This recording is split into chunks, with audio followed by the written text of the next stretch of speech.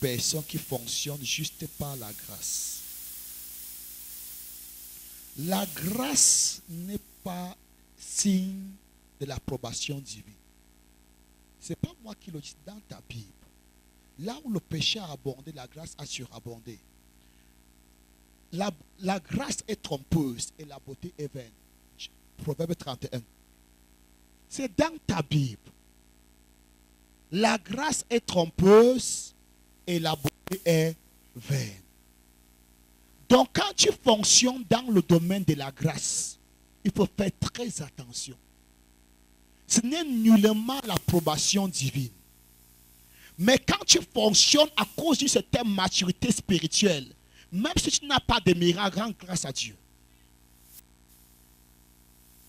L'une des églises que Jésus a approuvées dans les 7 églises, c'est l'église qui avait peu de puissance, mais avait gardé la parole de Dieu.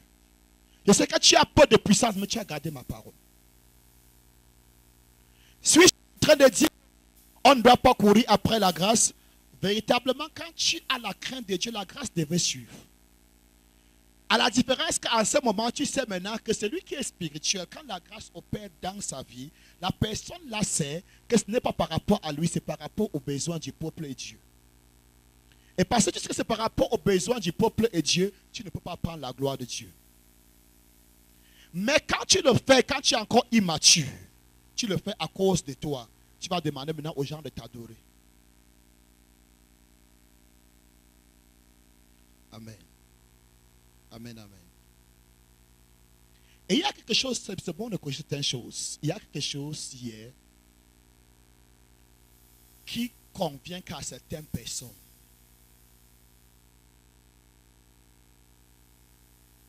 Amen. Cette histoire de man of God help me, man of God help me, c'est des histoires. On peut le faire d'une autre façon. Pourquoi je le dis? Parce que le plus souvent, celui qui est mis sur scène n'est plus Jésus, mais la personne qui prie. Amen. Amen, amen. Est-ce que je parle à quelqu'un? Il y a certaines choses qui ne sont pas des péchés, mais qui sont des risques pouvant t'introduire dans un péché. Amen, amen. Moi, je crois que c'est Dieu qui aide. Oui, nous avons des expériences dans la Bible où on a interpellé l'homme de Dieu. Et Dieu a exaucé, il n'y a rien de contre. Mais je crains seulement le risque. Surtout pour ces jeunes prophètes. Amen. Un risque de débordement. Vous allez constater que plusieurs personnes immatures, quand la grâce commence à opérer dans leur vie, et qui n'ont pas été nurtured, comment mettre ça en français, qui n'ont pas été bien nourris, qui ne sont pas assis sous un papa, beaucoup dévient plus tard. Beaucoup commettent des choses très graves. Amen. Ils croient que le ministère, c'est une source de gain. Amen. Ils croient que le ministère, n'avez-vous pas encore rencontré un ministère où on met plus d'accent sur l'homme de Dieu qu'on ne met sur Jésus? Même dans cette ville. Il y a des ministères où on craint le pasteur plus que le Dieu de ces ministères. Bon, je ne sais pas véritablement qui est Dieu ou le pasteur là où c'est Dieu qu'on adore. En tant qu'enfant de Dieu, tu devais éviter toute chose qui puisse t'attirer la gloire.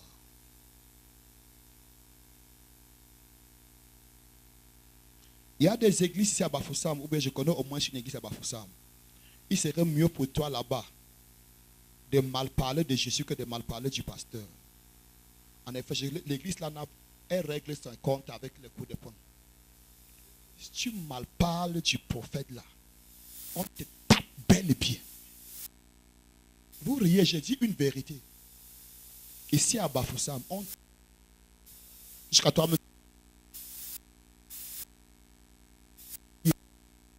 au moins personne de cette église m'a dit qu'on m'a touché, pasteur. Tapé jusqu'à monter chez moi. Pour s'être opposé au prophète. Pourquoi? Parce que le prophète a donné une prophétie qu'il a mise en doute. Donc autant douter ce que Jésus t'a parlé face à face que douter pour le prophète. Tu doutes pour le prophète, là on va te toucher. Ici, il y a deux qui me racontaient. L'autre m'a dit qu'on m'a tiré la barbe arrache. Que j'étais obligé de faire le semblant mort comme l'apôtre Paul pour qu'on me laisse. You can laugh. I'm talking, it's happening here in Bafoussa. Donc comme Jésus a dit que tout péché, même contre Jésus, sera pardonné, mais contre le Saint-Esprit, tu ne seras jamais pardonné. Là-bas, c'est pêche même contre Dieu et le Saint-Esprit, mais si tu pêches contre le prophète, même dans le monde à venir, tu auras des comptes à lui rendre. C'est une nature, vous connaissez de qui je parle, ou bien de cette église, ou bien vous avez été là-bas, il secoue la tête, il a été là, il connaît. Donc si tu peux te renseigner auprès de lui, comme ça, si un jour l'accident, tu fumes la pluie, tu arrives là-bas, donc tu peux fuir la pluie, tu entres là-bas, tu vois ce qui se passe, fais comme si tu étais content. Parce que tu t'opposes.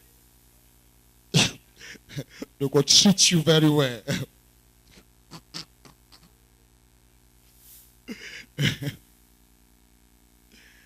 Est-ce que tu sais que tout homme civilisé qui n'a même pas été à l'école sait déjà qu'on ne peut pas lever la main sur son prochain? Même si tu n'as pas été à l'école, que tu es civilisé, c'est déjà lever la main contre une personne. Tu peux te croire fort, mais ça te rabaisse plutôt. Ça te rabaisse. Amen, amen. C'est pourquoi en Afrique, on voit certaines personnes qu'on croit que sont les élus du peuple bagarrer dans l'Assemblée nationale. Des coups de poing, tu restes comme ça là-bas, tu vois ton papa en train de lutter. La personne qui devrait te dire que mon fils, si on t'attaque, la personne qui fuit la bagarre n'est pas faible. C'est juste quelque chose. C'est lui qui a échangé le coup de poing quand il rentre avec les boss, on voit à la télé. Bon, ce n'est pas seulement en Afrique, parce que j'ai aussi vu ça en Australie. Des personnes qu'on appelle les élus du peuple. Lutter. Lutter, j'ai vu ça, c'est quoi? Au Nigeria, à la télé. C'est quoi la dernière fois? En Afrique du Sud aussi. Même l'Afrique du Sud.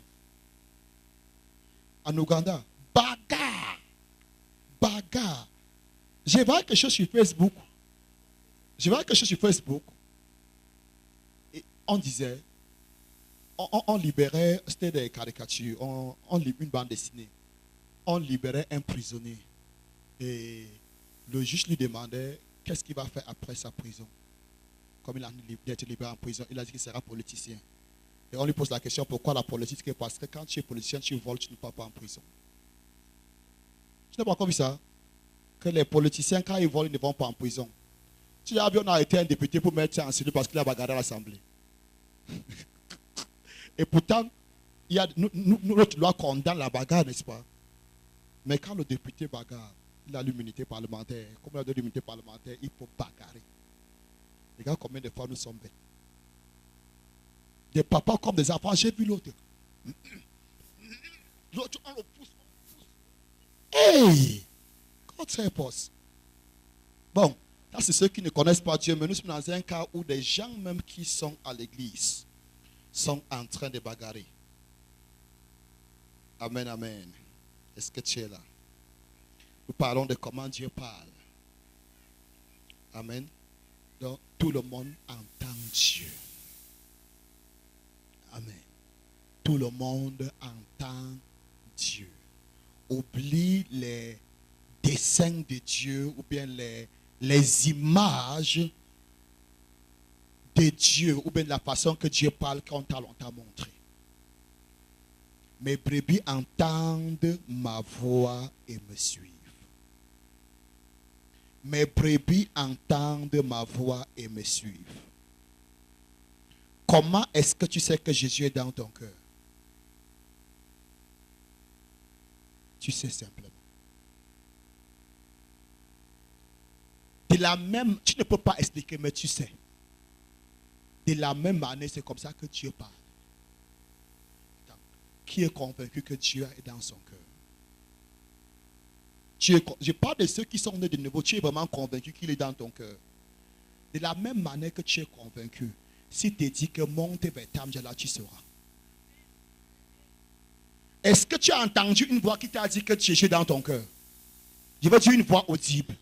Tu as entendu, tu as eu une vision, mais tu crois non, qui est dans ton cœur. De la même manière, quand la conviction dans ton cœur que va chez Janine, c'est là. Mais où est le problème? C'est quand tu avais enseigné qu'il venait toujours comme l'aigle. Ou bien tu le verras sur la montagne, dit mon fils, tu vois Janine. Et dans des problèmes, cours. Je dis cours. C'est pourquoi quand la conviction vient dans ton cœur, tu refuses, tu ne veux même pas entendre. Tu refoules. Dans une église, il y a une maman dont la fille faisait l'université. Et à cause de l'immaturité du pasteur à l'époque, ne voulait pas que la fille continue ses études parce que la fille devait l'aider à interpréter. Et il y avait aussi un mariage que le pasteur voulait. Et le mariage devait profiter le pasteur parce que, évidemment, la fille devait rester pour l'interpréter. Et il y avait un jeune prophète, un très jeune prophète. Le dimanche matin, il prend le micro et prophétise. Pharaon, Pharaon, laisse ma fille se marier. Pharaon, Pharaon, laisse ma fille se marier. Satan.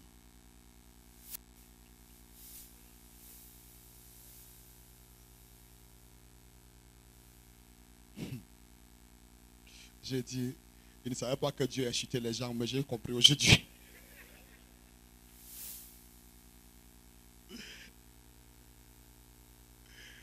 Hello. Qu'est-ce qui s'est passé? Que l'enfant a entendu le problème. Et le matin, il a prophétisé. Est-ce que des fois, il prophétise les vraies choses? Oui. C'est là où on parle de l'immaturité. Quand tu es immature, des fois, tu peux parler, des fois, toi-même, tu parles. Hier, l'homme de Dieu parlait de l'esprit humain. Je n'ai pas voulu parler, mais c'est facile. Aujourd'hui, si tu regardes, tu parles en langue. Parle en langue. Rodo shatatata robo koto totori. Tu penses que si tu regardes, tu ne pourras plus dire. Je vais toujours dire. C'est ça l'esprit humain, c'est aussi facile que ça. Amen. Donc, n'allons pas trop dans le mystère. Un esprit maléfique peut venir comme l'apôtre parlait. Mais le plus souvent, c'est toi-même. Parce que ça satisfait tes intérêts. Je t'ai parlé de la prophétie de l'arc-en-ciel, où on te donne une chose et son contraire. Tu réponds à gauche, tu es dedans. Tu réponds à droite, tu es dedans. Et tu dis, homme de Dieu, prophétise. Amen, amen. Est-ce que tu comprends quelque chose? Est-ce que tu comprends quelque chose? J'aimerais que nous puissions rapidement voir quelque chose sur... je crois que j'ai parlé de ça quand même, n'est-ce pas? Les visions. On a parlé des visions. Les songes, les visions. On a procès. Amen. Donc Dieu parle par des visions. J'ai déjà parlé des songes quand même, non? Oui, Dieu parle par des visions. Et je te dis quoi? La vision, c'est quoi? Même les songes sont aussi des visions. Non, certains songes sont des visions.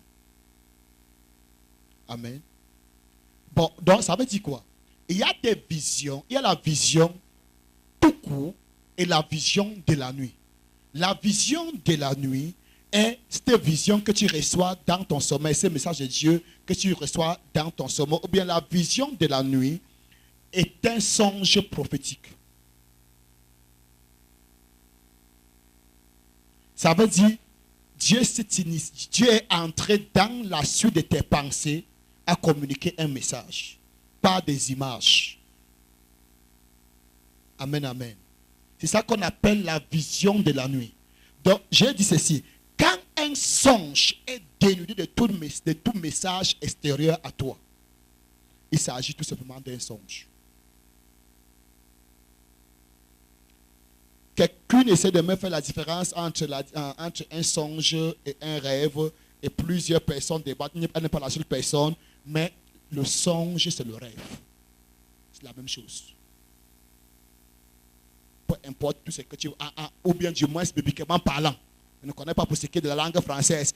bibliquement parlant, le songe, c'est le rêve. Amen. Le songe est une suite de pensées. Le rêve est une suite de pensées. Maintenant, quand dans cette suite de pensées, Dieu pénètre et laisse un message, ton songe devient ce qu'on appelle les visions de la nuit. Pourquoi les visions de la nuit? Parce qu'il y a les visions que tu reçois étant éveillé. Si je reçois une vision maintenant, ce n'est pas un songe. C'est une vision. Donc la différence entre le songe et la vision est tout simplement que le songe tu reçois quand tu dors et la vision quand tu es en état d'éveil. Quand tu es éveillé. Tu as compris ce que je viens de dire? Ouvre Daniel 4, verset 13. Quelqu'un ouvre rapidement. Daniel 4, verset 13.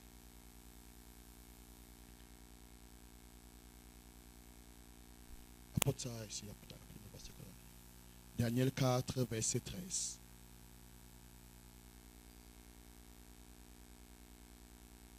Daniel 4, verset 13. Dans les visions de mon esprit, que j'avais sur ma couche, je regardais, et voici un de ceux qui veillent. Arrête-moi là-bas.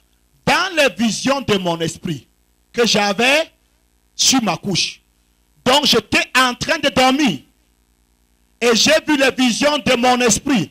Et le mot araméen appelé esprit là-bas, et le mot là qui du mot araméen resh, qui veut dire ma tête. Tu as compris maintenant qu'il n'y a rien de mystérieux dans ça, non? Donc, Nebuchadnezzar dit, dans les visions de ma tête, dans les visions de mes pensées, sur ma couche pendant que je dormais, Dieu est venu dans mes pensées. Ou bien j'ai reçu un message. Non, les gens ne comprennent pas ça. Qui a compris ce que j'en dis? Écoute-moi bien. Si pour un non-croyant, la voix de Dieu est un mystère, pour tout enfant de Dieu, il n'y a pas de mystère. Est-ce que tu as compris? Si pour un non-croyant, c'est un mystère, pour toi, ce n'est pas un mystère. Et c'est, écoute, le cri de mon cœur est que tu déchires toutes ces fausses images qu'on t'a montrées de la voix de Dieu. Et ce sont ces fausses images qui t'empêchent de voir Dieu. On a tellement mystifié la personne de Dieu pour toi. Cette personne qu'on a mystifiée devant toi, c'est ton père. Imagine qu'on te décrit ton père comme une créature étrange. Quelqu'un qui est bon, mais cependant, on ne peut pas l'approcher. Quelqu'un qui est d'une sévérité, je ne sais pas, tout ça d'image. Quand il vient, la trompette sonne, il y a le tremblement de terre. Comment tu vas un jour l'entendre?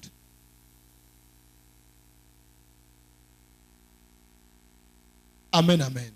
Et j'ai dit l'autre jour, le plus grand interprète de ton son, c'est toi-même. Arrête de parcourir les gens ou de trouver le sommeil des gens. Que pasteur, j'ai fait ces rêves. Vraiment, je sais que tu ne crois pas aux rêves, mais je vais quand même te dire. Non, je crois aux rêves. C'est ton agile là qui m'énerve. Vous riez, ceux qui me rencontrent souvent savent de quoi je parle. Que pasteur, je sais vraiment que tu ne crois pas aux rêves, mais vraiment, je veux quand même te... Non, je crois aux rêves. Mais c'est ton attitude par rapport au rêve là qui est un problème avec moi.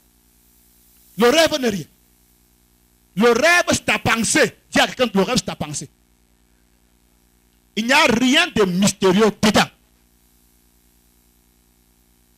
Ce que tu as eu en rêve là, le plus souvent, c'est ce que tu pensais en journée.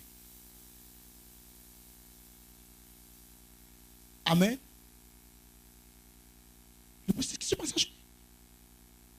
Est-ce que Dieu parle dans le rêve? Oui. De la même manière qu'il parle dans ta pensée, même en journée.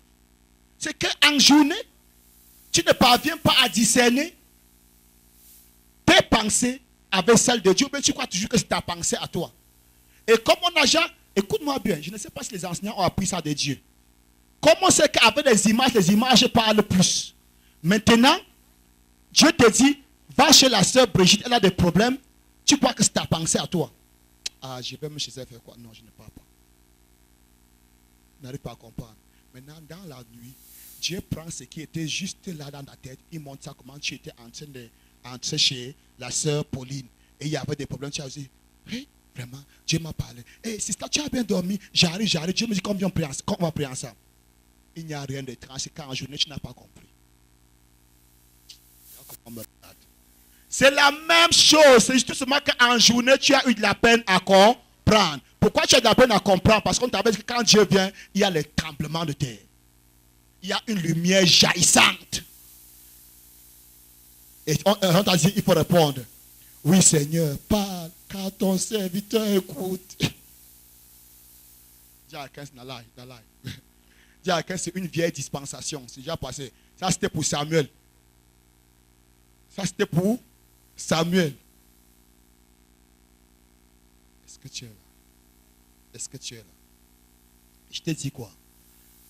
Dans ton songe, quand il est accompagné d'un message, il s'agit d'une vision de la nuit. Quand il n'a pas de message, il s'agit tout simplement des pensées qui se suivent, qui continuent. Voilà, tu as compris? Tu as compris? De la différence entre les visions, par exemple, et les songes. Les visions, les songes sont toujours des visions, mais dans l'état de sommeil. Amen. Quand il n'y a pas un message dans ce songe, ça veut dire que c'est juste ta pensée qui continue à travailler. C'est tout simplement un songe. Mais quand il est accompagné d'un message, il s'agit des visions de la nuit. À considérer. Nebuchadnezzar dit les visions de sa tête. C'est ce que tu appelles le rêve là. Les Christians appellent ça les visions de sa tête. De sa pensée. Dis à quelqu'un, c'est facile. Très facile même. Amen. Et je te dis que par rapport aux visions, tout simplement, le plus souvent, contrairement aux songes, qui le plus souvent sont des suites de pensées, je te dis que dans tes songes, tu as une pensée qui gouverne peut-être ta journée et Dieu vient dans cette pensée-là et communique le message. Nous avons vu dans Daniel chapitre 2 avec le songe de Nebuchadnezzar. N'est-ce pas? Maintenant, généralement dans des visions, le plus souvent, ça n'a rien à faire avec une pensée qui était en cours. Je peux rester là, tout d'un coup, pam, j'ai une flash d'un nom, d'une maladie quelconque concernant une personne n'avait rien à faire avec moi. Je ne pensais même pas par rapport à ça. Amen. Mais cependant, il y a d'autres visions qui viennent dans des extases. Ça veut dire quoi? Pendant que je suis là, pendant que je suis assis, ou bien pendant que je suis debout, pap, un petit sommeil vient. Tu as expérimenté ça? Un petit sommeil, pap. Et ce sommeil finit aussi rapidement. Donc pendant que tu...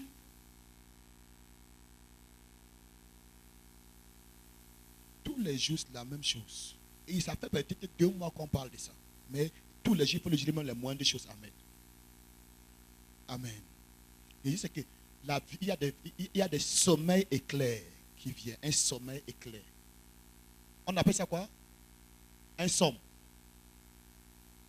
Oui. Pap. Comment vous appelez somme là? Un somme. Pap. Et dès que ça finit, dès que le message finit, tu sors de ce sommeil. Qui a déjà expérimenté ça? Amen. Ça, ce sont des visions. Amen. Les stars, des visions. Est-ce que tu vois? Pap, ça vient. Amen. Le plus souvent, certains de nos jeunes prophètes là, c'est avec ça qui opère.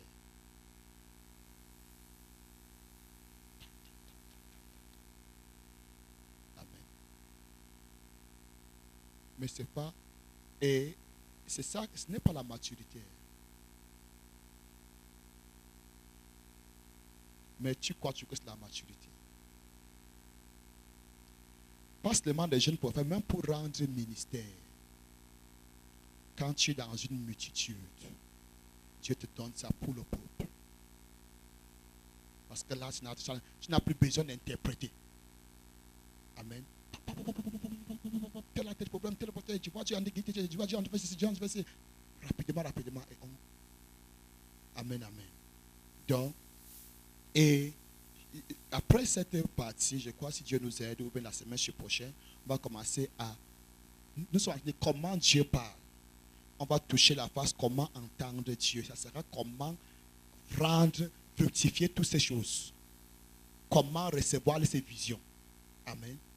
Et je dis, écoute-moi bien, tu n'as pas besoin d'être prophète pour avoir ça.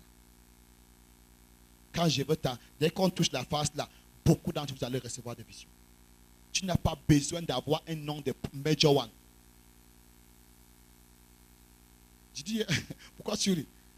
Il n'y a rien comme ça. Et il y a tellement de Major One. Je me demande qui est vraiment le Major One. Oui, il y a tellement de Major One. Il y a l'autre au Kenya. Il n'est pas seulement Major One. Il est the mightiest prophet. It's not just the Major One.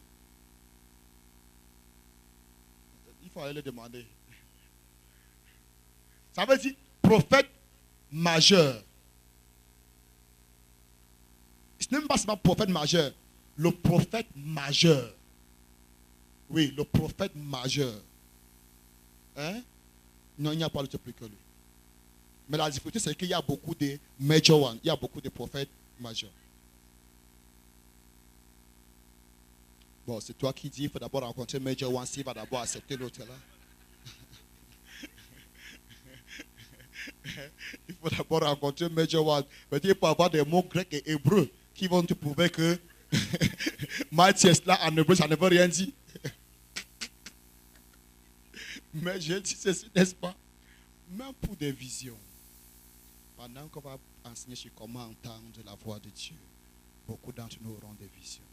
Mais ne mets pas ton accent sur les visions. Mets ton accent sur la pensée. Et pour mon expérience personnelle, je crois plusieurs fois, quand ces visions sont venues, par, vous appelez ça somme, le somme. C'est petit somme ou bien somme. Parce que quand je dis encore petit somme, nous sommes en train de faire, le cours de français.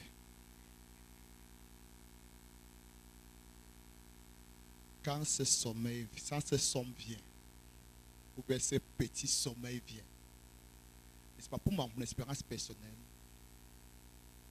le plus souvent, à l'époque, je ne connaissais pas encore ces choses que je connais aujourd'hui. Donc, j'ai une pensée. Je reste là. Peut-être je suis en prière. Tout d'un coup, une pensée vient dans mon esprit. Et pendant que je suis en train de vouloir méditer sur cette pensée, une vision vient. En rapport avec la pensée qui est dans ma tête. Donc, la pensée qui est venue tout d'un coup. À l'époque, je ne connaissais pas que c'est Dieu, c'est Dieu qui m'a parlé, qui me parlait. Donc, parce que je ne connaissais pas, il venait donc avec la vision. Et quand j'ai vu la vision, j'ai commencé maintenant à prier. Or, si à l'époque je comprenais, ou bien si la pensée là était venue, j'avais su, la vision ne serait pas venue. Donc, la vision ne vient pas à cause de ton maturité, mais à cause de ton immaturité. Tu peux ne pas me croire, mais si tu as fait l'expérience, tu vas comprendre. Tu as une pensée. Tu es en prière. De nulle part, une pensée vient. Mais tu as en prière seulement la voix, selon la voix que tu priais, avant que la pensée ne vienne. Et tout d'un coup, tu as une vision. Tu vois que la vision à travers la pensée qui est venue tout d'un coup. Quelqu'un a expérimenté ça? Amen. C'est pour te dire que quoi? La vision vient. Parce que tu crois plus aux images. Dieu avait déjà parlé. Mais comme tu ne crois pas à la voix de la tête, On t'a déjà dessiné on t'a déjà donné le dessin de Dieu. Okay, attention, attention, je suis en train de voir. Je vois, I see. I travel now from here to Quen. There is a place called Quen. I hear Bamenda.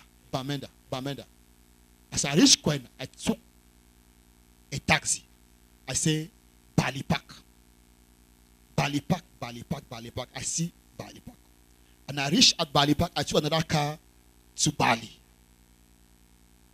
There is a place called Man of God prophesy. Go deeper. Je n'ai rien contre go deeper. Le go deeper là vient parce que tu ne veux pas entendre.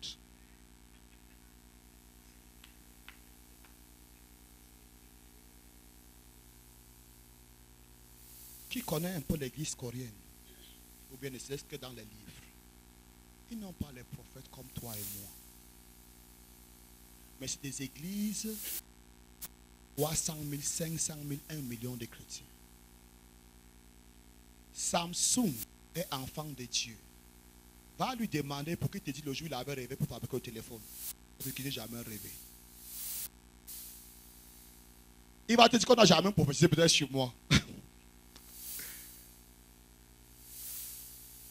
Est-ce que je parle à quelqu'un? Est-ce qu'il me suit?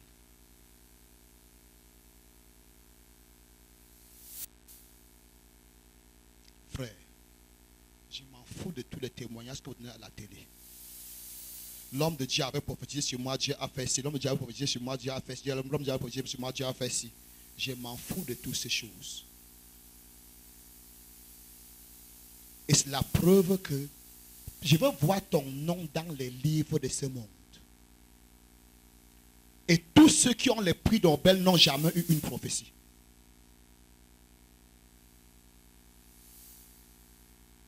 Ne dis pas amen. Tous les grands inventeurs n'ont pas reçu des prophéties. Écoute-moi bien. Ne fais pas de la parole de Dieu ce que la parole de Dieu n'est pas. La prophétie vient pour édifier.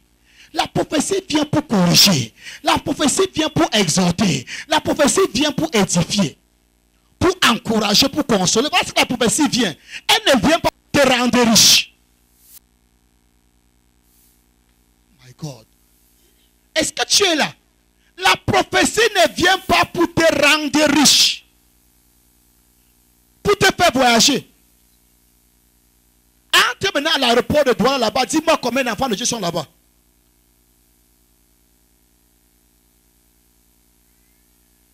Oh, Dieu avait prophétisé que j'ai voyagé, et puis j'ai voyagé. Tu es, toi là, parmi les 4000 personnes, tu es 2 ou 3 qu'on a reçu. Et les 3700 ou 900 qui n'ont pas reçu de prophétie. Veux-tu être sage? Que ce livre de la loi ne s'éloigne point de ta bouche. Médite le jour et nuit. C'est alors que tu réussiras. Dans toutes tes entreprises vont réussir. Ce n'est pas la prophétie. Oui, Dieu dit que la prophétie vient quand tu es boiteux.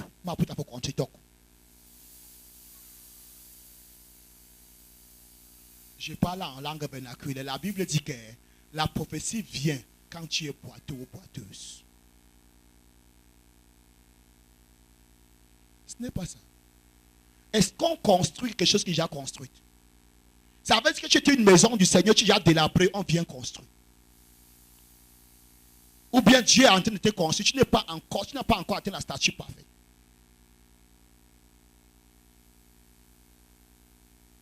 Et là, tu te vantes que non, dans toutes les conférences, on prophétise sur moi. Tu es fier. Non, c'est parce que tu es bas. C'est parce que tu es immature. Donc Dieu t'a tellement parlé, ça ne va plus partout, dans toutes les conférences, il continue à... Que si un jour je peux récupérer celui-ci, bien celle-ci. Et tu là, tu te glorifies. C'est pourquoi ta vie ne change pas. Si tu avais déjà compris, je ne serais plus en train de parler, il serait maintenant en train de t'enseigner que voici comment on prospère. Ta vie est encore au niveau de prophétie. Quand ta vie est encore au niveau de prophétie, il n'y a pas la prospérité. Il faut traverser le niveau là Tu atteins le niveau où tu commences maintenant à t'enseigner, à tenir la nourriture solide. Non, on ne veut pas entendre ça. Est-ce que la prophétie est une bonne chose? Oui, elle est une bonne chose. Pour gagner les âmes au Seigneur, les miracles. Pour amener les gens au Seigneur. Mais quand Moïse a vu le buisson ardent, il ne s'est pas arrêté là-bas. Il y avait une mission à faire. Mais où est le problème de l'église aujourd'hui? On a vu le buisson ardent, on ne veut plus quitter le buisson ardent. Non, les miracles, ce sont des cloches. Les sonnettes par lesquelles Dieu t'appelle. Quand tu viens grandir. Pourquoi Israël est mort au désert? Parce que chaque jour, voulait les prophéties, les miracles. La viande, le pain. Après la viande, ceci. Après ceci, ceci. Dieu peut-il aussi nous dresser une table au désert? On explique bien que là, on est au désert. Et ils sont tous morts. Amen. Qu'on ne s'égare pas, j'ai parlé de la vision, c'est ce que tu as étant éveillé. Des fois, tu peux avoir un somme. J'ai appris un nouveau mot aujourd'hui. Des fois, tu peux avoir un somme. Des fois, la vision, le plus souvent, n'a rien à faire avec ta pensée. Et il faut aussi dire que certaines visions aussi ont à faire avec ta pensée. La Bible dit que Pierre avait faim. Acte chapitre 10. Il eut faim. Pendant qu'il priait, ou bien quand il est monté pour prier. Amen. Et dans la famine, il a vu une nappe qui est descendue du ciel avec toute espèce d'animaux, des animaux dedans. Et on a dit, tu es, mange. Tu vois que ça va faire avec la famine, n'est-ce pas? Mais à travers sa famine, Dieu passait un message. Est-ce que ça parle de la nourriture vraie? Non. Mais est-ce qu'il avait physiquement faim? Oui. Il avait physiquement faim. Dans sa pensée, il y avait la famine. Dieu vient donc avec un message qui a trait avec la famine. Mais c'est pas le message là spirituel, n'a rien à faire avec la nourriture. Physiquement faim. Mais Dieu lui parlait maintenant d'une famine spirituelle. Que tu prêches ici, on ne croit pas. Il y a les gens là qui attendent. Les païens quelque part. Lance ton filet là-bas. Et il a dit que non. Depuis ma vie, je n'ai jamais enchaîné. Quand il disait que depuis ma vie, je n'ai jamais mangé quelque chose d'impur, il voulait dire à Dieu qu'il ne peut pas aller là-bas prêcher. Je n'entre pas chez les non-croyants. Parce que c'était leur culture. Amen. Ce qui est important, est-ce que tu as compris la différence entre la vision et le songe? Amen, amen. Très rapidement, Dieu nous parle par les émotions. Ça, c'est la partie que beaucoup ont combattu sans connaître. Le plus souvent, certains d'entre nous, quand nous avions cru, on nous a fait comprendre qu'il fallait qu'on se défaire de nos émotions. Qu'on tue les émotions. Ce n'est pas l'émotion qui est le problème. C'est ce qui influence l'émotion qui est le problème. Si nous, écoute, ce n'est pas quand l'homme a péché qu'il a eu l'émotion. L'émotion est dans l'homme depuis la création. Amen. Et je veux te dire, Dieu parle beaucoup par tes émotions. Amen, amen. Je te dis la vérité. Ce n'est pas l'émotion qui est le problème. Je ne veux pas voir ça. Si ça ne donne pas, tu enlèves le chroma. Amen. Je ne sais pas comment en plein jour, pasteur, mais c'est la lumière aussi qui manque. Mais c'est parce qu'il ne règle pas ça.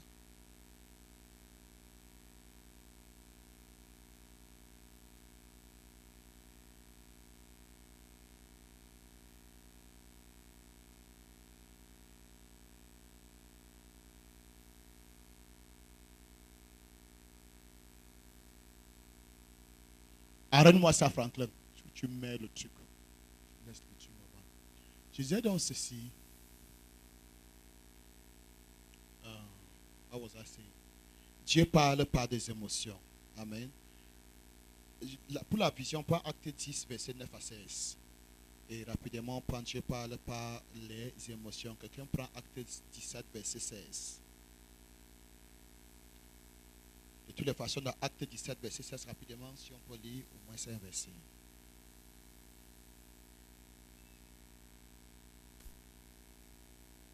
Actes 17, 16. Comme Paul les attendait à Athènes, il sentait au-dedans de lui son esprit s'irriter à la vue de cette ville pleine d'idoles. Amen. On peut la là-bas.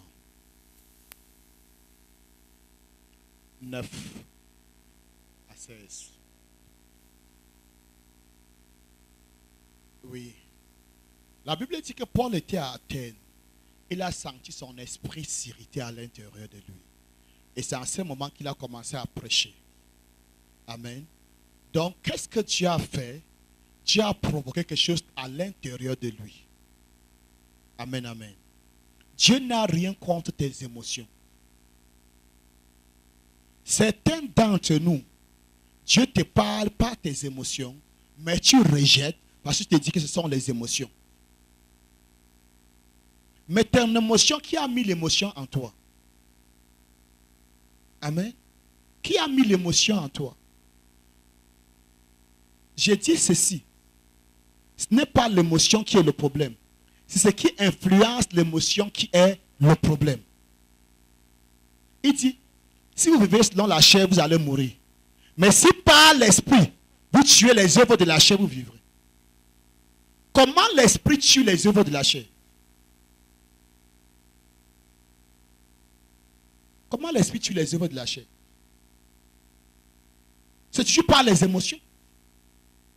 Comment on vit par la chair? Par l'émotion. Les œuvres de la chair sont manifestes. C'est l'ivrognerie, c'est l'idolâtrie, la cupidité, c'est tout ce qu'on connaît là. L'immoralité, tout ce qu'on peut mentionner, n'est-ce pas? Ce sont les œuvres de la chair. Comment est-ce que tu vis ces œuvres de la chair? Par ton émotion. Le fruit de l'esprit, c'est l'amour, c'est la joie, la paix, la bienveillance. Comment tu vis les fruits de l'esprit? Par l'émotion. Amen. Maintenant, qu'est-ce qui est important? Sous qui soumets-tu tes émotions? À l'esprit de Dieu ou bien à la chair? Si tu soumets tes émotions à la chair, Paul dit que tu vas mourir. Si tu soumets tes émotions à l'esprit de Dieu, Paul dit que tu vas vivre. Attends, quand on dit que tu vas mourir, ce n'est pas dit que tu vas mourir physiquement comme ça. Ça veut dire que tu vas aller de péché en péché si tu soumets tes émotions à la chair. Si tu sens la convoitise, au lieu de rejeter par l'esprit, tu embrasses et que ça va te détruire. Comment est-ce que tu prends l'ascendance sur la chair? C'est en soumettant tes émotions à l'esprit de Dieu. Ça veut dire que ce qui plaît à Dieu doit être ce qui te plaît. C'est poussé par le Saint-Esprit que les hommes ont écrit de la part de Dieu. Comment ils ont été poussés par l'Esprit de Dieu? Par leur émotion. La Bible est poussée par l'Esprit. Simeon s'est rendu au temple et il a vu le Fils Jésus.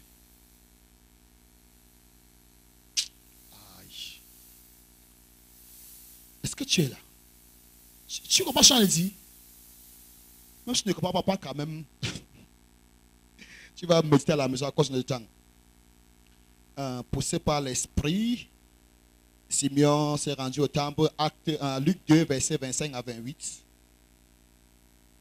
C'est poussé par l'Esprit que les hommes ont écrit de la part de l'Éternel. 2 Pierre 1, verset 20 à 21.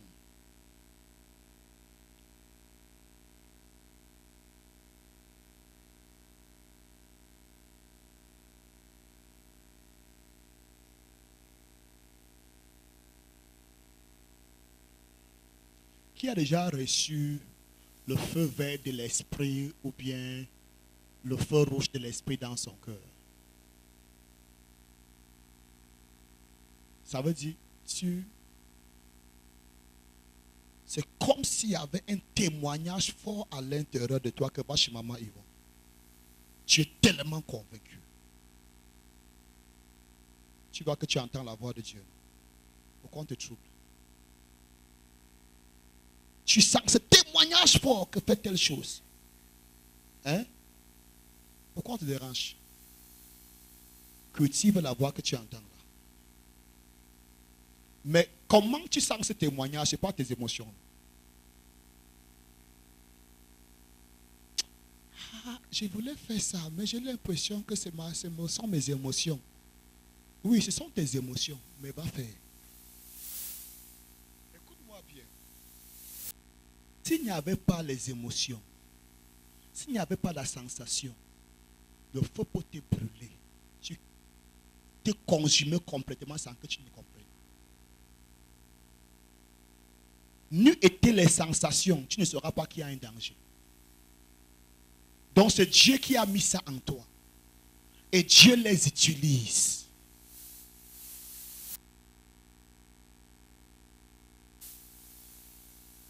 Amen, amen.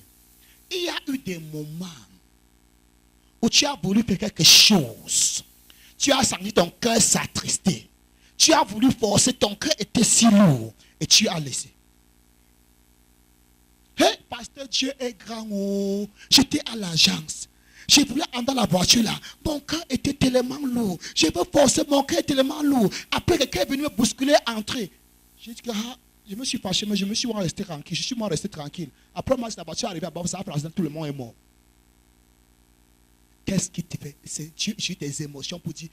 Et comme je ne voulais pas entendre, Dieu a maintenant envoyé un ange bousculer. Des fois, je te dis, c'est un ange. La personne que tu penses que la femme là qui a pris ma place est morte en route, tu ne verras pas la femme là. Et des fois, ça peut être une femme prétendant. Écoute-moi bien. Ma tour de There is no